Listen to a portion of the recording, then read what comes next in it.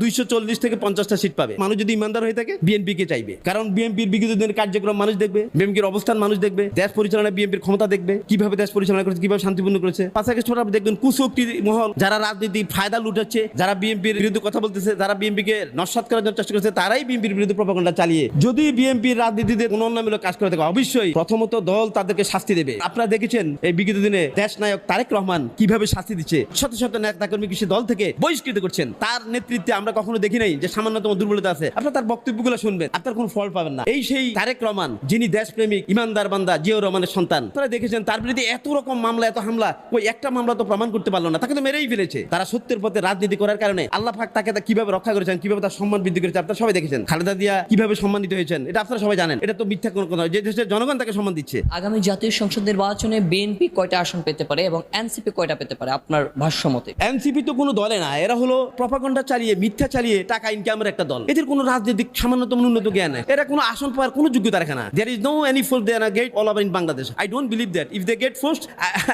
I want to release from the politics. They cannot get because they are cheater. They never get any seat in Bangladesh. Believe me, yeah, no, they never. তারা কখনো কোনো seat পাওয়ার যোগ্যতা রাখে না, যোগ্যতাই নেই, এবার seat পাবে কিসের? জনগণ অবশ্যই বিএনপির পক্ষে। বিএনপি একটা জনপ্রিয় দল, সবচেয়ে বড় দল বাংলাদেশের মধ্যে। বিএনপির বিকল্প আমি অন্য কিছু দেখি না। মোহাম্মদ মিজানুর রহমান তালুকদার, মহানগর ঢাকা যুগ্ম আহ্বায়ক। আমি টিচার।